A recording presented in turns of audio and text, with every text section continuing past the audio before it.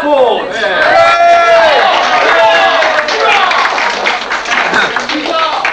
Hurrah! I wasn't so far away. So I see you. Okay, there you go. Oh, sorry. Well, first of all, thanks very much for inviting me back to come and talk again. Amazed I obviously didn't flog my copybook too much last time. Also, whenever I come down to Devon, I always think, oh my goodness, I never come down to Devon. And I don't really know it, but then I suddenly remember that, of course, I actually spent 8 years here at school. So I actually know it very well, and a lot of it has kind of seeped into my sort of consciousness. So much so that the book that I'm going to be reading from, the one I'm writing at the moment, is called Shades of Grey. And it's a sort of future dystopia set maybe, I don't know, anything between 800 and 1400 years into the future, where pretty much everything has been forgotten, except for a few things which seem to have, managed to make the transition from what was old and forgotten and what is now new and on people's minds. And one of these things I decided would be Gus Honeybun's birthdays. And I was suddenly reminded of this, and of course one always has to, as soon as you remember something like Gus Honeybun's birthday. Now, for anyone who doesn't know TSW, Westward. Wait a minute, Television Southwest. Yeah, but Gus Honeybun was first on Westward. Yeah, but I'm talking about Gus Honeybun when he was on TSW. Okay? Don't heckle the guest, Barry. Really, Okay, sorry. Gus Honeybun that started at Westwood and then went on to TSW. Of course, I used to watch this on TV. Interestingly enough, and you might be able to put me wrong here, is that in fact it was the only piece of programming that Westwood TSW actually made. Everything else they nicked from other networks. But Gus Honeybun's birthday is unique to Westwood/TSW. Right. Has anyone here actually had their birthday read out on Gus Honeybun's birthday? Did you? Did you get bunny hops or winks? I got bunny hops. And winks or just bunny hops? No, I had ear waggles. Oh, you had ear waggles. There you go. I've actually met someone that... over there again. So we have two. And Liz. And Liz. And bunny hops. Yeah, and how old were you? Did you do it as an ironic thing when you were teenagers or when you were No, I kids? think it was about 6, 7. 6 I or was 7? 9. You were I 9. was a bit old. So you were actually within the scope of a serious Westwood Television. Gus Honeybunny. Yeah. Now, anyone who, of course, who doesn't know what we're talking about? Yeah. Okay, TSW, which was the network down here, they had this rather rubbish little sort of rabbit that you could hear it clicking when the person. It was big, okay, and it used to speak out birthdays, right? And it used to do bunny hops or winks, and it was unbelievably sort of tacky and horrible. But it became this iconic thing that we had to watch on TV. It made this wonderful transition. Sorry? Actually, the only 2 surviving ones are actually at the TSW archive. Are they? Which are now based at Royal Wingham Yard.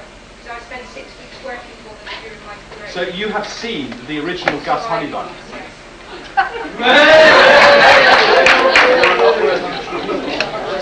So what was great about it is that we experienced Gus Honeybun, something to laugh at of derision, and then become a thing of iconic value, which it is now. And of course, because I had to look it up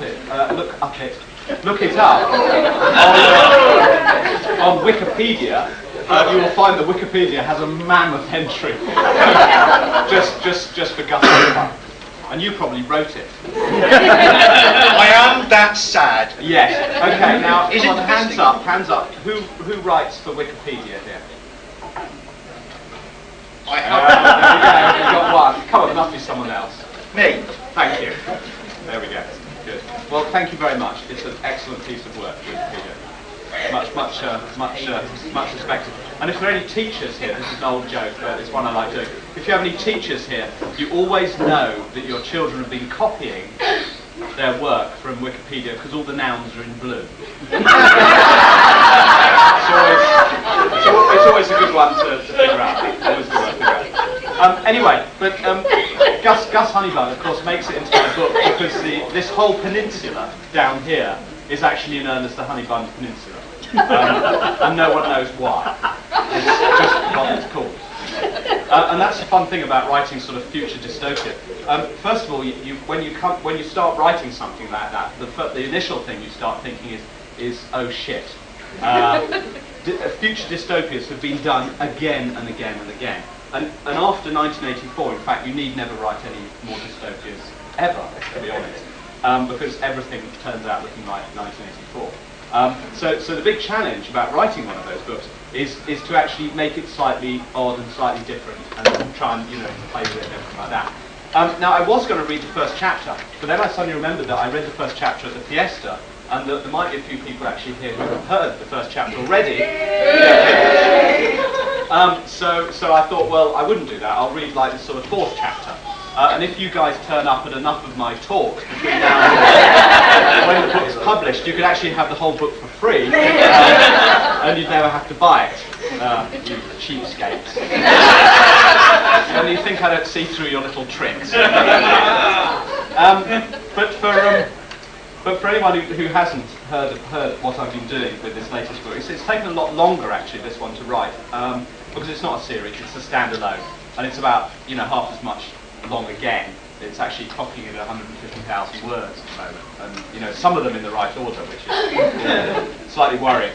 But it's creating a new world from scratch, and with all the new rules and regulations and everything else. And if you know the Thursday series or the nursery crime series, you know that what I do is I create an entirely new world, and then the strange things that happen to the characters within the world are essentially caused by those particular rules which are unique to that world, which is basically what fantasy is. When you create the new rules, then you create new jeopardies and new fun things to happen, which is great fun.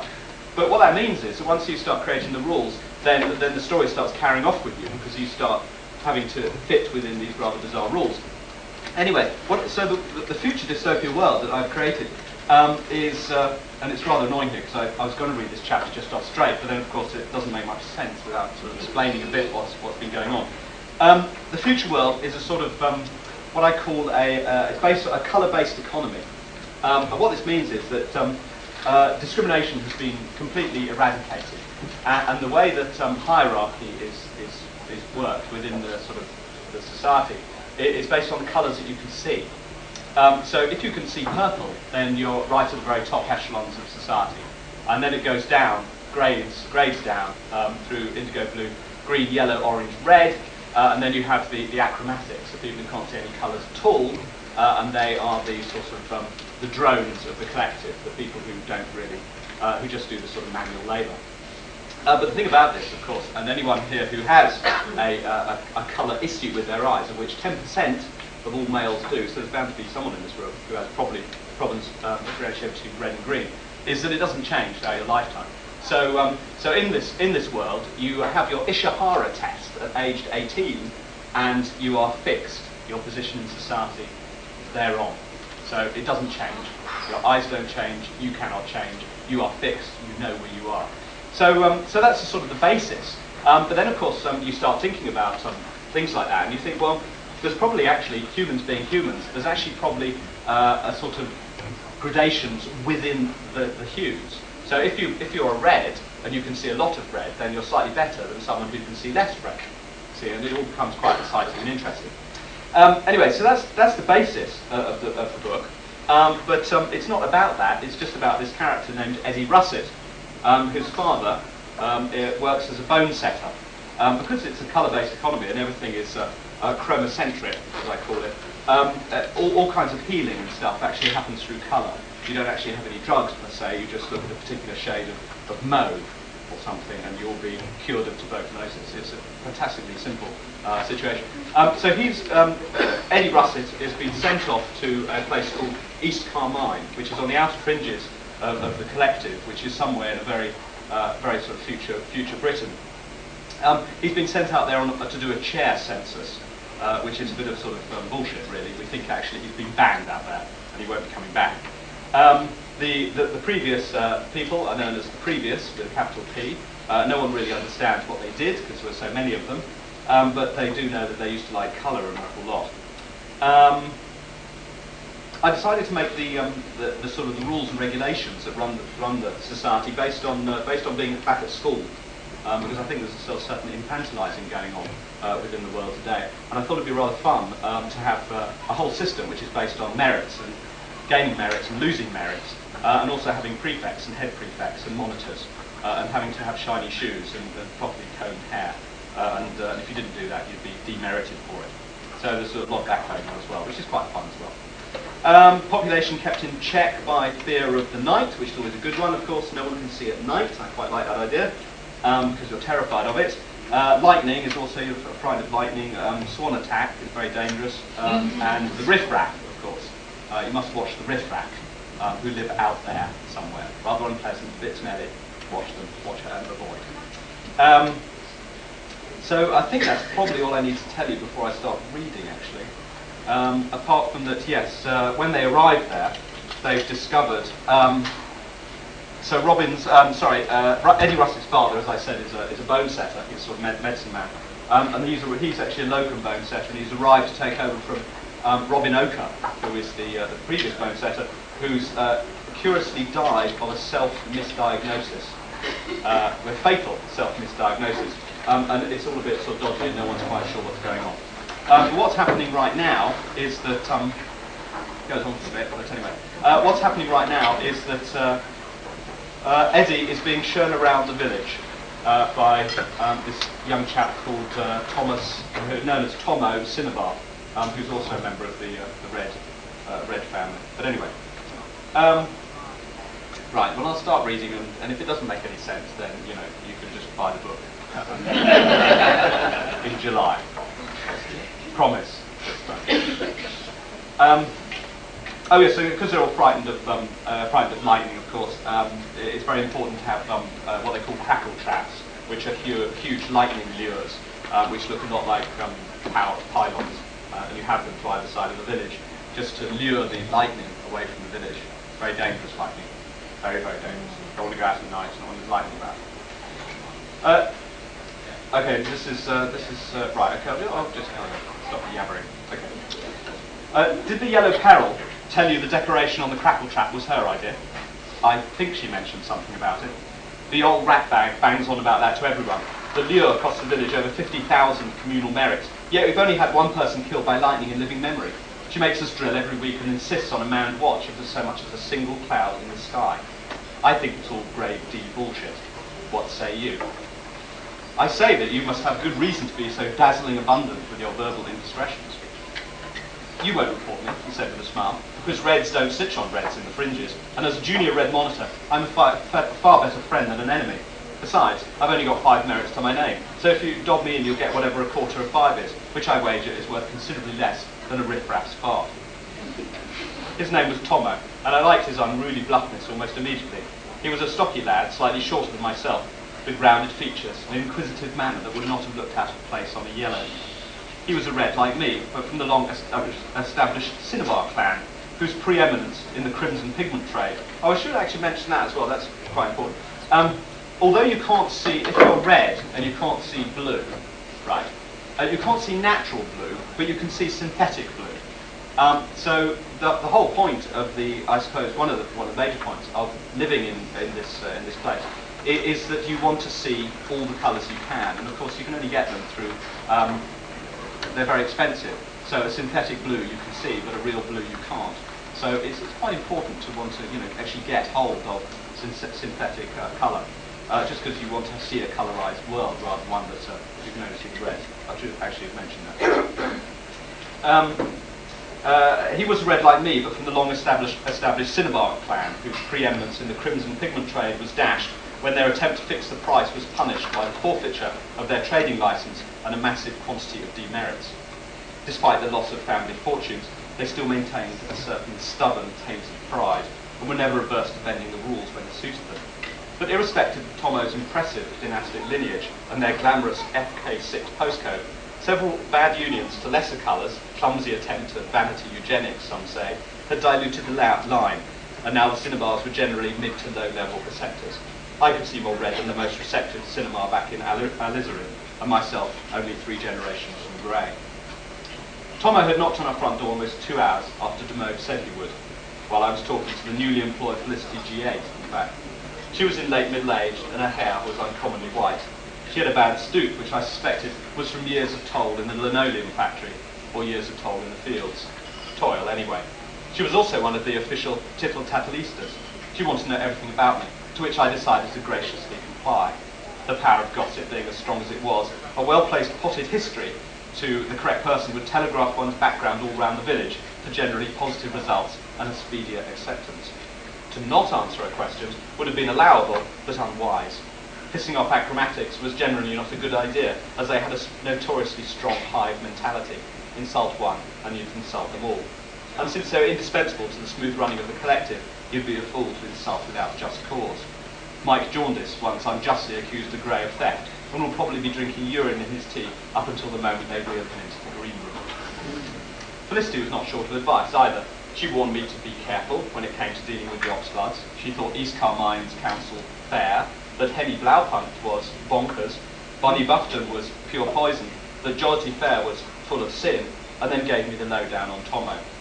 He's a cinema, she said, so you should count your fingers after he's shaken your hand, and don't get involved in his scams. Highly disreputable. Sell his own gram, would he? You heard about that? She asked.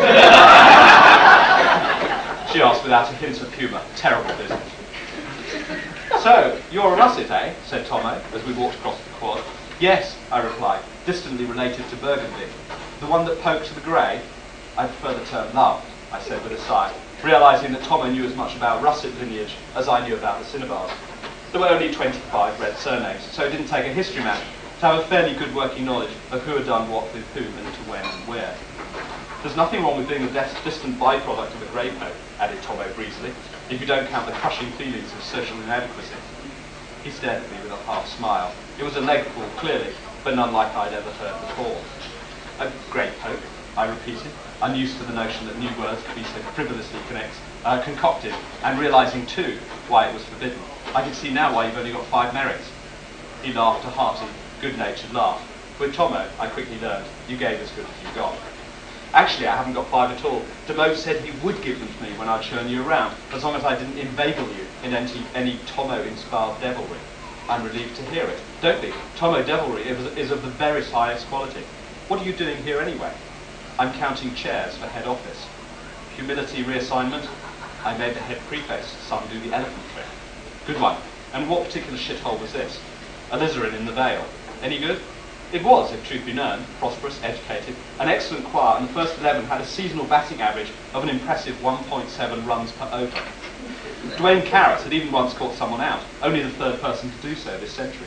They're not very good at cricket, as you can Russell Junior's first 11. It went to his head, hence his eventual reforming.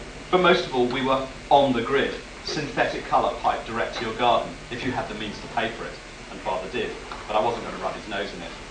How should I put it? I said. Alizarin, it's quiet, staid, a bit rule-centric. I see, chock full of goat shaggers, toadies, and pompazol farts.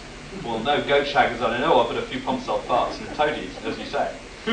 Murmured Tomo. You'll feel right at home here. East Carmine doesn't look that bad, I ventured magnanimously as we walked across the scrub pantiles of the quad toward the central lamppost. At least you're not totally devoid of colour. We'd stopped outside the town hall. A series of finely carved stone steps led up to an elevated terrace, which boasted 6 fluted columns that supported a flat triangular tympanum high above.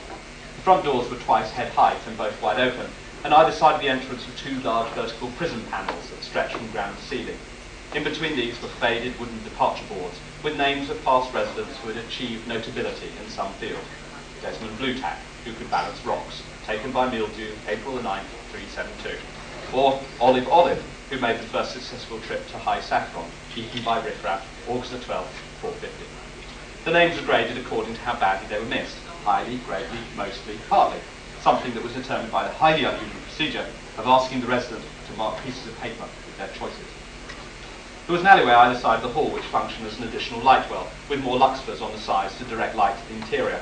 But the understated bit of colour I had referred to was on the exterior, which had been painted in an impressive display of synthetic hues, buff yellow, pale olive green, and a rich deep blue that was how I imagined the sky might appear. It was no accident that Tom had taken me this way. Despite his flippant manner, he was trying to impress the out-of-towner. I like that shade of green, I murmured.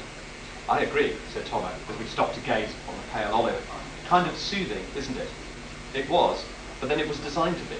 The link between colour and physiological well-being had been developed by our Munsell even before the Epiphany. Father used swatches of specially blended hues for correcting disharmony of the metabolism, everything from malaria to colic to smallpox to constipation. The skill was known to which shade to show to whom and for how long. It was reported in the Bone Setter's trade mag, Colour Care, that Indigopolis chromatologists were working on an advanced experimental palette Z2 to fight mildew, but we'd seen nothing yet. To be honest, no one seemed quite sure what the mildew actually was. Dad had a theory that it was a form of dry rot that had made the kingdom leap from fungi to animal, but like conjecture of what happened to the previous, it was all a bit unknowable. It's lucky they repainted it when they did, remarked Tomo, still staring at the town hall. That stupid crackle track pretty much cleared us out. We've got a colourist from National Colour working on the decorated ceiling. I bumped into Miss Blaufunk last night. He rolled his eyes. Loopy la la, that one. Good painter though. Never went over the lines. Shame we don't have the funds to complete the ceiling. The village can save up to continue the work, surely, I asked. I heard the outer fringes were awash with uncollected scraps. Yeah, said Tommy sarcastically. As you can see, the streets here are paved in yellow. It's all complete plums, sorry to tell. The previous were always more numerous in the south. There are parts around here I don't think they ever lived. Besides, everything local has been pretty much mined out. It was a common problem. Distribution of synthetic hue is strictly controlled by National Colour and could be earned only in a single way, by the collection of scrap colour for recycling into raw pigment. It took several tons of blue scrap to make even a pint of enriched blue, and due to the shortage of raw materials, some villages spend their every light hour doing little else, even to the detriment of basic food production. Colour and the enjoyment thereof was everything. The linoleum factory must bring in a few merits, surely, I asked. Production has been dropping off for the past 6 years. We're currently producing only half of what we once did. It's a little too hard wearing, to be honest. I'd heard that about the linoleum. Still, he said, it could be worse. If anyone gets wind of the fact that ochre really did have the mildew, we'll all be up for an assessment, and no one comes up smelling of roses after that. So ochre caught the mildew? I asked, trying to sound surprised. Did all that fatal self-misdiagnosis bibble-babble actually fool you? I had my suspicions, to be honest. I was surprised and mildly disappointed that ochre's demise was considered hooey by more folk than Dad and I, but even so, Tomo was being demeritably indiscreet. Most villagers reckon he caught the rot, added Tomo, but it's not talked about. The mutual auditor from Rosewall was over last week and no one breathed a word. What about me? I asked. What about you? I could snitch. He stared at me, and for the first time I noticed that one eyelid was partially shut, which gave him a somewhat unpredictable demeanour. You won't snitch, he said with finality. How can you be so sure? Because that's not how we do things out here. Besides, he added, friendliness momentarily gone, if it came to crunch time, you just wouldn't dare. Strip away all your southern airs and graces and you're a slow red, low-bred chicken shit, just like me. I must have looked vaguely hurt, for he smiled, patted me on the shoulder, and said, isn't that why you're here? To mow it over the dullards, to try and improve your standing with some up-colour bunny back home who'd give you a left ball to even kiss. We stared at one another for a moment. Tomo was smart, but he didn't temper it with much restraint. Anyone who had 0 merits 2 weeks before his Ishihara wouldn't last long after it. The 100 bonus coming-of-age merits would be fristed away in a month or two, and it hit 0 again. But this time it wouldn't be a few swipes with the crudger, but a one-way ticket to reform school. But he was right about one thing. You're not all dullards out here in the fringes, are you? Not all of us, Eddie. Sure, some, but not all. There's another reason you won't blab, and that is, only a fool shits in his own nest. This isn't my nest, Tomo. He smiled at me. You're not going anywhere. Look around you, enjoy the view, and get used to it. I won't be here long enough to get used to it, Tomo. They all say that. Did Demo take your open return for safekeeping? Yes, I lied, mindful that I didn't trust Tomo fully, if at all. Might have been a bad move. The first 10 years was the worst. After that, the mind kind of glazes over, and before you know it, you're waving weakly at your snivelling relatives as they trundle you into the green room. I should explain about the green room, actually. Everyone seems to die. Everyone dies pretty much of this one disease, which is called the mildew, or the rot, as it's known. But it's such an unpleasant death that rather than actually go through the mildew, you'd be wheeled into this room, which is covered in green, and it's known as the green room. So you're just wheeled in there, and you just slowly go off, and that's it. So it's a far better way to go. So that's what the green room is. That's kind of bleak, isn't it? Even for a malcontent like you. Tomo laughed again. Welcome to the fringes. Your dad's a new red setter, isn't he? Very funny, I said, having heard the joke a million times. Couldn't help it. he replied cheerfully. But more importantly, if I were to ask if you get hold of some 3.51G/341/488, what would you say? I'd have to reply that what you ask is quite impossible, I said, grinning so he knew I would report him. I'm just amazed you asked me so soon. Most people leave it at least a day. You get asked a lot? Such as kids always are, I told him, which was true. 3.51G/341/488, or Green Dream, was a chromatopic pain duller, 100 times more powerful than Lincoln. Even a glimpse of, see, you'd have a bit of Lincoln, a bit of lime, you know, behind the bike sheds. Have a look at this. Whoa. And then if you're really on the hard stuff, you'd hit the Lincoln. Anyway. Green Dream was a chromatopic pain duller, 100 times more powerful than Lincoln. Even a glimpse of this particular shade was enough to lower the heart rate, and a good 5-second stare was enough to numb the entire nervous system. Continued exposure would bring on hallucinations and a sense of dreamy otherworldliness. It was one of the component shades painted on the inside of the green room. It was dazzlingly effective, but also highly shade-specific. If you were even a squiddling of a point out on the hue, chroma, or brightness, the effect was completely lost. Mind you, it was said that the leaves of the sycamore sometimes went through this shade in early spring, which accounted for the more physically indulgent members of the collective spending inordinate times in the forest, staring upwards and mumbling about lizards in corduroy. I'm not going to swipe you any dream, Tomo. Sorry. Okay then, he said, not giving up for an instant. How about 7.2R/817/504? He was referring to red lax, an instantaneous laxative of unprecedented violence. Even a glimpse would have someone running for the thunderbox, as if their life depended on it. Always assuming the patient wasn't red receptive, of course. To them it was useless, in the same way as pain dullers had no effect on the greens. Chromatology was complex stuff, hence the training. Dad had earned the letters after his name. If you're having troubles with your pupper, I confided, referring to the red lax, perhaps you might speak to my father. It's not for me, said Tomo with a laugh. I was thinking of using it to play a prank on the prefects. I shook my head, appalled and excited at his daring both at the same time. Did you ask Wendy Oker these questions? I asked, wondering whether Tomo's audacity was universal. When Mr. Oker was the bone setter? Often, he sighed. In fact, it was she who told me about red lax. She was going to swipe me some, but then Dad rides the green rocket to the stars and stuffy Demogue locks up the swatch chest. It's for him, by the way, placed into his copy of Harmony at the lectern, just as he's about to bore our chops off during assembly. That's a grand's worth of demerits right there, I commented. Only if we get caught. Can you blag us any? I wouldn't take a genius to figure out where the red lax came from.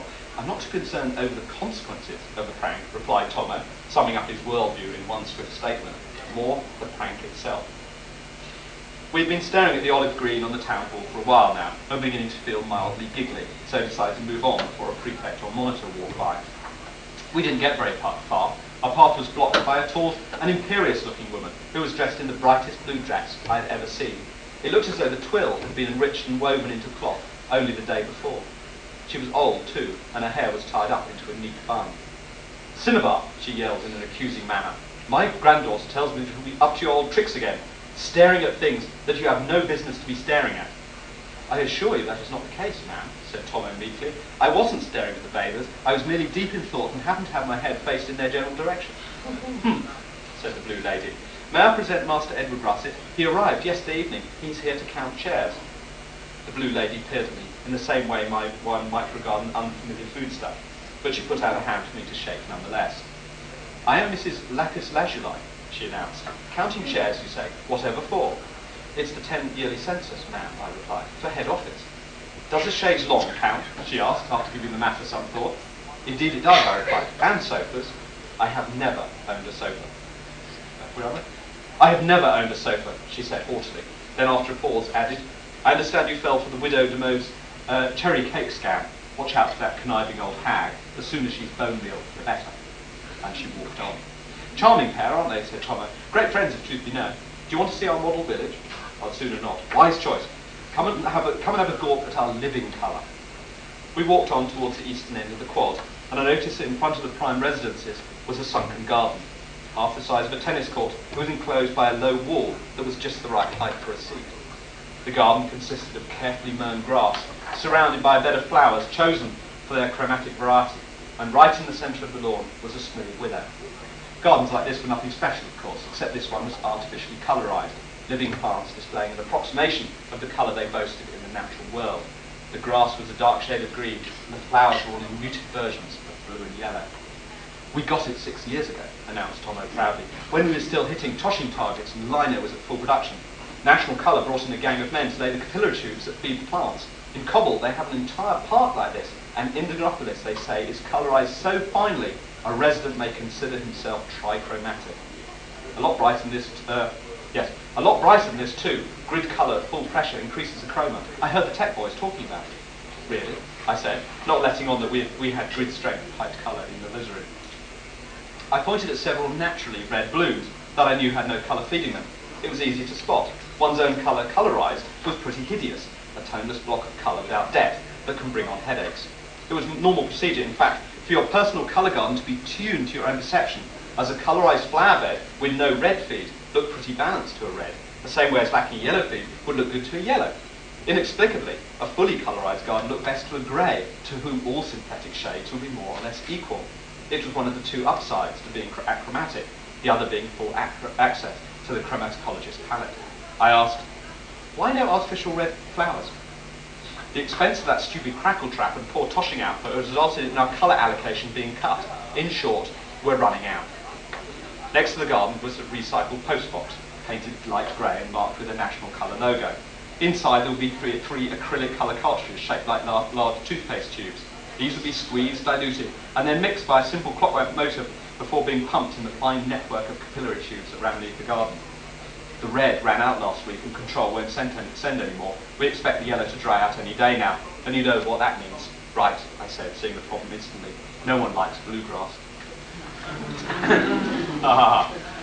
The council will shut it down before that happens, said Tomo. Goodness, a rat thing.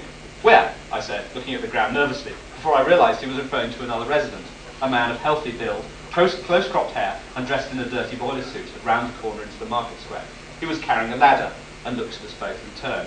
Hello, Skidmark, he said, addressing Tomo with a term that I decided was probably not ironic fun for me. Is that Master Russet you have with you? That's me, I answered. Welcome to East Carmine, he said cheerfully. I'm Carlos Fandango, the janitor. Is Skidmark here giving you the grand tour?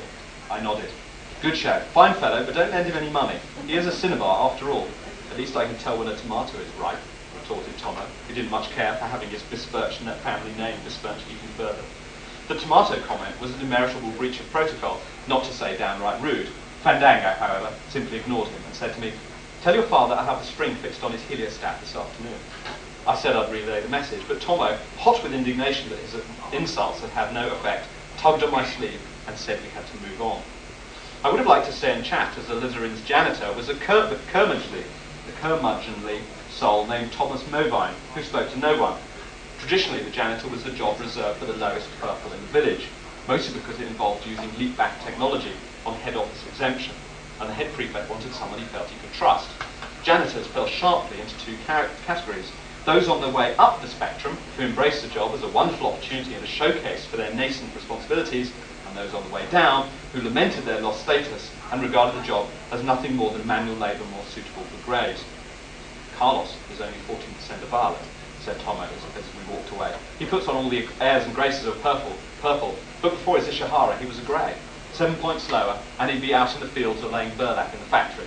He has high hopes for cashing on his daughter Imogen, though, who they think will turn out to be a 50%er. He married a strong purple there. Quite the reverse. He pulled a faux shocked face, indicating that the chromatic disparity between parent and offspring might suggest a bit of fence leaping, and on this occasion, for profit. He'll try and pump you for any suitably rich purples you might know before the 24 is out, so if you want to strike the arc or something, play along. It would take me a while to get used to how rude Tomo can be, not just flippancy, but divulging other people's perceptions. It was the height of bad manners. He'd be asking me how much red I could see next. What do you think of that door? Asked Tomo with affected nonchalance. We were walking past the prime residences on the sunny side of the quad. The door that Tomo had indicated was painted artificial red, so everyone knew that it was the home of the village red councilman, Mr. Ewbury, who we'd met the evening before. The artificial hue made the door almost obscenely bright, so much so that the wood had no texture at all and was obliterated by the overpowering colour that was so strong it spilled over into my other senses. I could smell burned hair. My ears started ringing, and an odd jumble of memories popped into my head of my mother and a long-dead family pet, and a performance of 7 brides for 7 colours I'd seen once. Fairly bright, I said, understanding what he was up to in an instant. Said Tomo. Not painfully so, then. Any tinnitus or memory sweeps? Visions of repaint your wagon, for example? No. How about you? More shades of the Scarlet Pimpernel, really, and Chuckles, our pet badger. If that was true, he was almost as receptive as me. But from what I knew already of Tomo, bragging one's perception would be pretty much standard operating procedure. And everyone knew an over-saturation of one's own colour fired off memories of musicals. But all life or boast came to naught the morning of your Ishihara. No one could cheat the colour man and the colour test. What you got was what you were, forever. Your life, career, and social standing decided right then and there, and all worrisome life uncertainties eradicated forever. You knew who you were, what you would do, where you would go, and what was expected of you. And in return, you simply accepted your place in the immovable spectral ladder and followed the rules. Your life was mapped. All that during your Ishihara, in the time it takes to make a tray of scones. We both stood up straight as the red door opened, and Council Ubery stepped out. "Oh," he said when he saw me, and looked doubtful, presumably mindful of the cherry incident. "Master Russet, Cinnabar showing you the ropes, eh?" "I'm showing him the most likely place to find chairs," announced Tomo. "Good, good," Ubery replied, as he doubtless attempted to think of something to say that would make him seem either amusing or accessible. "That door makes me wince every time I see it," he said at length, making a point of staring at his front door, then looking away. "Gamboge has a similar problem with her mock yellow door. The doors are painful to look at, yet we insist they are painted to remind residents of Munsel's aspiration of a world of full colorization available to all. And we will pursue that noble goal, irrespective of increasing fade rates and lack of scrap. It's just one of the many sacrifices we high receptors make for the benefit of the community." "Our gratitude knows no limits," replied Tomo, right on the edge of where biting sarcasm meets genuine praise. Ubery stared at him for a moment, attempting to fathom if he was being mocked or not. Tomo stared back with a blank expression. It was perhaps to the dissenter's advantage that prefect selection bore no relation to aptitude or competence. The downside was that prefects were often prized dimwits, hard-pressed to find their own heads with their eyes closed. But the upside was that you could tug their legs mercilessly without them realising it, and Tomo was a master. "Well, well," said Ubery at length, "we do our best.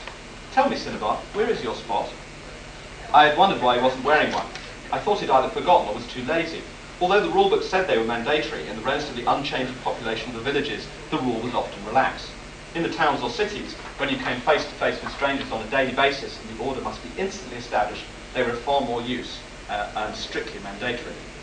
"I gave it to Russet, sir," replied Tomo without a moment's pause. "He didn't have one, what with coming from Alizarin where the rules were more relaxed. So rather than risk him getting a demerit so soon after arriving, I thought I would give him mine." They're talking about little coloured badges that you have to wear. "I'm most grateful to him," I added quickly, to give greater credibility to the lie. "I see," said Ubery, looking at us both in turn. "Did I do wrong, sir?" asked Tomo. "No, lad," replied Ubery with a broad grin. "You did admirably. Just the sort of selfless behaviour that we try to encourage in East Carmine. Your merits book, please." Tomo handed over the battered book, whereupon Prefect Ubery awarded him a merit there and then for showing a good example. It perhaps indicated Tomo's extraordinary talent that he could gain a merit through not wearing his spot. Said Ubery as he scribbled in his signature. "Your merit tally seems a little, shall we say, light for someone who's so in tune with the collective. An incident with a glass house and a football, sir. I don't believe anyone was to blame, but Prefect Gamboge was disturbed during her afternoon nap. She does like her nap," conceded Ubery. "I will speak to her about it." He turned to me. "Stick close to Cinnabar, young Russet. You may learn much from him." He paused for a moment, looked up at the broad, cloudless sky, and said, "Heard any lightning this morning, lads?" "No, sir." "Or seen a swan?" "Not a single one, sir," I replied. "But if I may be so bold, yes, you have your coat on inside out." "Thank Munsell for that," he said. "I thought someone had stolen my pocket." So there.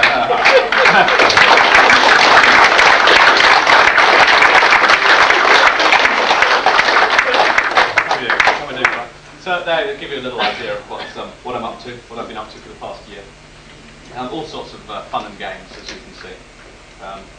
Yes. I don't know. I just like the idea. It's astonishingly this all began. The whole idea of it began as a short story, but it really began with Magic Roundabout. This is bizarre how these things come about. But there was a picture book, which I don't know anyone who would have heard of it, but it was called The Dougal and the Blue Rabbit, I think.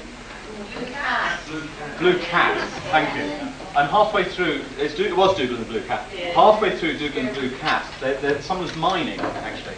I think Mr. McGregor was like mining or nailing something in the ground, and all the colour came out from the flowers. And I thought, what a brilliant idea, is that you actually have colour running through the ground to colorise the flowers. And that became a short story which was called On Call with Robin Ochre, that I wrote about probably in about sort of 1990, I guess, 90 or 91, which was about a character named Robin Ochre who worked for National Colour, and it was his, and no one could see any colours, and it was his job to go around and mend the feed tubes for pumping the colour into the plants. And then from that it kind of it blossomed into this sort of rather bizarre idea of an entire world which is totally obsessed with colour, colour-based economy. And it's ripe for satire and everything else. But also I hope it's got a few silly jokes in it and keeps you amused. But anyway. So anyone sort of got any questions? Not generally about that, but in general, because I'm chatting for another 20 minutes. So any questions or anything? I'll make some comments. Has anyone seen Stardust, by the way? Yes. We managed to, Mary and I managed to see it only like last week. And I thought it was delightful, actually. Did everyone enjoy it? Yeah, but it was one of those films you're watching it and you're going, oh my god, it's going to fall into crap. It was right on the cusp. It was so edgy, and you thought this could so easily just another 1% rubbish, and it could have just been complete garbage. But at the end of it, I thought actually that was really enjoyable, and I loved it, I must say. But I must get the what? Sorry. Robert De Niro's performance. What? Robert De Niro's performance was it was pretty good, actually, wasn't it? nice. Yeah, I thought it was quite fun, actually. Yeah, a little bit edgy, which was good. Very edgy. So a man who had nothing left to prove in his acting career. Yeah, absolutely. and it also proves that when you pay stars, they'll do anything. Yeah. They really are. They're just like plumbers, essentially. I mean, if you were to pay Sean Connery's daily rate, he would Simonise your car. It really is. It's that simple. It's that simple. When you consider all the rubbish they've been. John Gielgud used to do absolute good. He was in Caligula. Now, I haven't actually seen Caligula, but apparently it's like one of the worst movies ever made. Yeah. Very terrible, yeah. Yeah, one of the worst movies ever made. And there was this wonderful joke in Not the 9 O'Clock News, which came out about the same sort of time, where they said a news flash that Sir John Gielgud has defended his appearing in Caligula, but would like to say there was no mention of gratuitous sex when he read the original paycheck, which I thought was rather sweet. Rather sweet. But anyway, no. So we liked Stardust. We thought that was good. But I was slightly annoyed because the collecting the lightning. You see. So you see, there was a collecting lightning thing. So I'm kind of changing this because originally they collect lightning. And they sell it, but I've actually changed it now to being frightened of lightning and actually having to have lures, But I had this wonderful sort of idea where they had these because in this book they after the Epiphany you have these what are called great leapbacks, these technological leapbacks. So every 100 years you get rid of like 3 or 4 major inventions and scrub out another sort of acres and acres of mathematics and physics because it's really not necessary. And then you have small leapbacks every 10 years and you get rid of all this technology. And of course they need to get lightning from somewhere, so they were going to farm it. But that was a bit annoying, really, because I had this lovely idea of a sort of Model T Ford, because that's what everyone drives around in. And they would have one with this big copper sort of anode, in a flatbed Model T Ford, a big anode right on top, and then sort of sodium vats, hot sodium vats, and they'd drive it around trying to actually catch the lightning. And of course it's manned by greys who are totally, you can use up a few of those, and they say, well, we lose about 8 greys a megawatt, which is okay. But sadly I can't really use that anymore. And that's the worrying thing about fantasy, and this was something that Adrian was going about earlier, was that it's a very, fantasy is a huge genre, and there's been so much written in that genre. And when you get a genre which is all about totally letting your imagination go absolutely free, because that's the great thing about fantasy, is that it's as far as you can think. There are no rules, no limits, nothing. And that's wonderfully sort of expanding and everything. Is that you think up a really original idea, And when you get there, and you think you're going to, you get on your train and you go to your idea, and you think you're going to get out, and there's going to be nothing there at all. It's going to be that sort of virgin forest, and it's like covered in footprints. And you go, damn. Get me on another train to over there, and you go over there, and damn, there's a footprint. And everyone's going, oh hi, Jasper, what are you doing again? I thought this was my idea, and I thought this first, and you go, oh no, you've been doing this for years. So you can either say, just forget it. I sort of thought of it, and I just write it anyway, and just have a slightly new look at it, or you can try and avoid it. But I think you just have to find your own level, really. But hopefully I've been doing, my own ideas for a while now, so that if I come up with something stupid, people won't say, oh, you copied that or so-and-so. But every now and again, you see an idea or you hear a joke, and then you can't use it. I mean, I had a lovely joke where, well, I think it was at the beginning of one of the nursery crime ones, and I took it out, actually, because I thought it was a fab joke, where someone says, yeah, we found the body of so-and-so, and we identified him by his dental records. And you go, well, what, he had his dental records on him? Well, that's kind of weird, isn't it? And I thought that was a really good joke. But then I went and saw a movie, and there it was. And I went, damn! But I could still use the one about we're going to get the police divers in to search, and then they'd walk in the door and go upstairs. I can still use that. But it would help take the mask off. You can see it. So maybe. But it's a problem. Yeah. It's nice. The thing about that is really frustrating is when you find out, not when you've got to the field of footprints, but you maybe got to the field and there are no footprints there, but when you've finished and done it and published it, or you send it off for publishing, and then you go into the woods and then you find that it's already been done. Yeah, no one's If you get there first, and at least you can stop doing it, maybe vary it. But you could sort of. I remember feeling very conscious about that when I was writing the Air Affair, and I always think that if you put an idea in your book, you Bagsy it, right? Because then you can always say, excuse me, on page 184 of the Air Affair, right? There is a Neanderthal who turns up in a suit right at the very end, and that was me staking the claim for the whole Neanderthal thing that I want to do. Which I think has been done. I haven't actually. Someone mentioned that someone has written about Neanderthals living in modern days. So I think it has been done, but not quite in the way that I did it. But anyway, at the time, in whenever it was, 2001, I was saying, right, Neanderthals, they're mine. I'm doing this. Their way. So you do that a bit. But I think most of the time you just got to go, well, whatever. Just do your own thing and to hell with it. But it is frustrating. So, questions? Talking about films, any sort of speculation about filming any of your novels? Ah, yes. But you pose the next film question, which comes up quite often. No, I mean, the short. How long have I got? Okay, 5 minutes. 5 minutes. Okay. The short answer to this one is that I would prefer them not to be made than to be made bad. Right. I'm not of the opinion, and many people will share this opinion, almost as a default opinion, without actually sort of stopping to think about it, that the natural progression of a book is to be made into a movie. Right, now I don't really buy into that at all. I think that's just something. It's sort of actually a step down, really. But if you want cash, then that's a good way to get it. If you're making movies out of, let's say, Stephen King short stories, then they're actually probably quite easy to make into a movie. And short stories are perfect movies, really, because there's just one major, and that's all you have to deal with, not all the sort of different characters and everything. A baby. We have the room key. Oh yeah. Can't you can? There you go. I don't want to know what you've just done. Thank you. But I think, yes, and it will be lot number 97.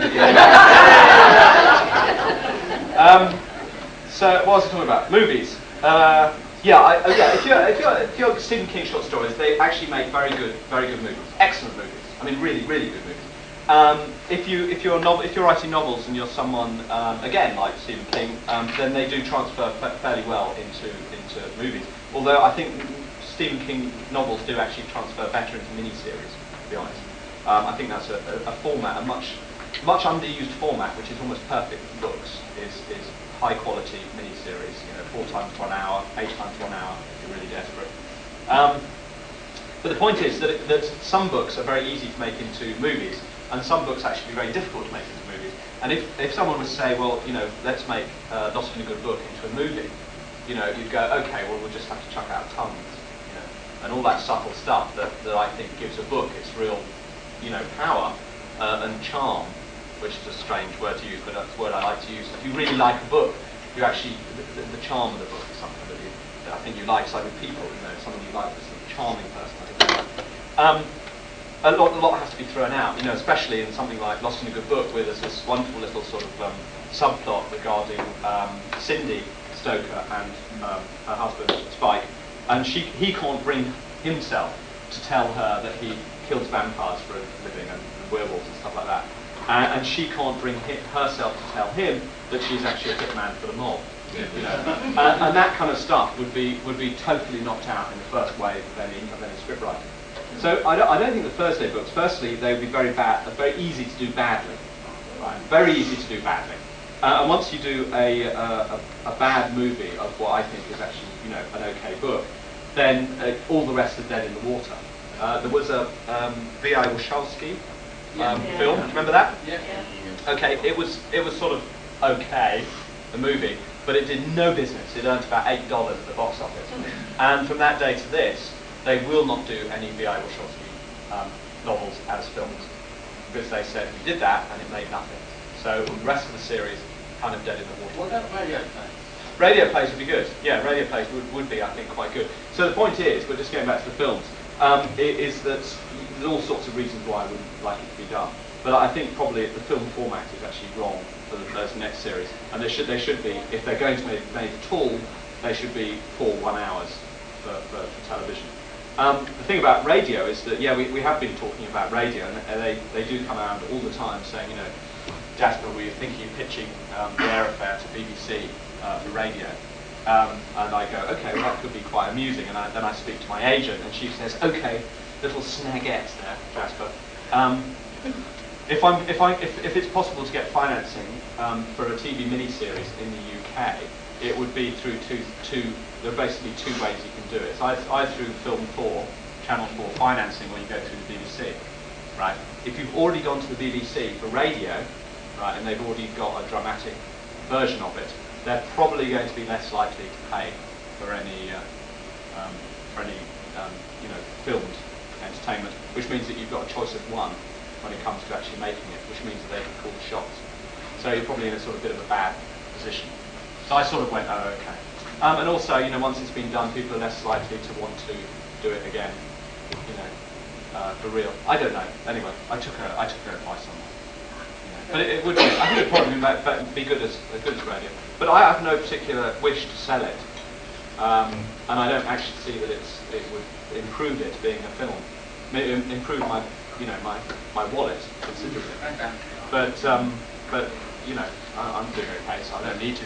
Also, I think one of the other points is that I think the series, especially the Thursday Next series, it's about books and writing and very textual, and I think it is actually for people like you and me who read books, and for people who want to perhaps see movies, which are as far as I can see, sort of undiscerning 15-year-olds.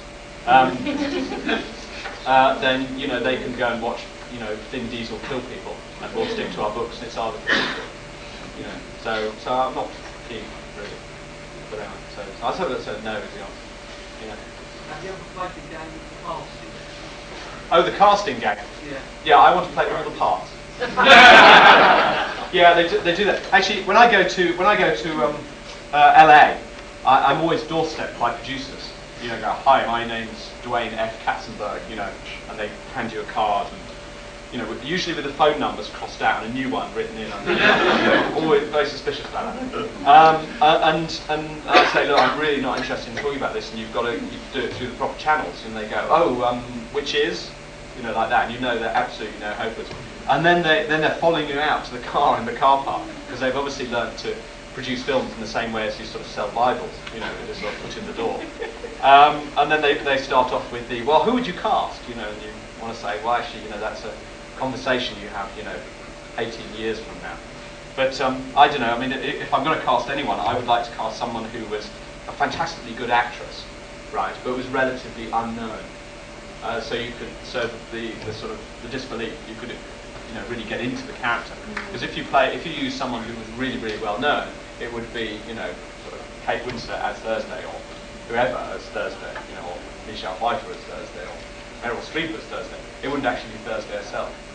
So, and you can find exceptionally good actors, who people don't recognise in theatre. Of course, no theatre actor is ever famous. For all those actors, in film who say, I want to be an actor, but all this fame, I can't handle this fame. I hate it. And you go, work in theatre. Would never know who the hell you are. So it's all balls. They love it. They absolutely adore it. They adore it. Anyway, is that the end of my piece? Okay. Thank you very much.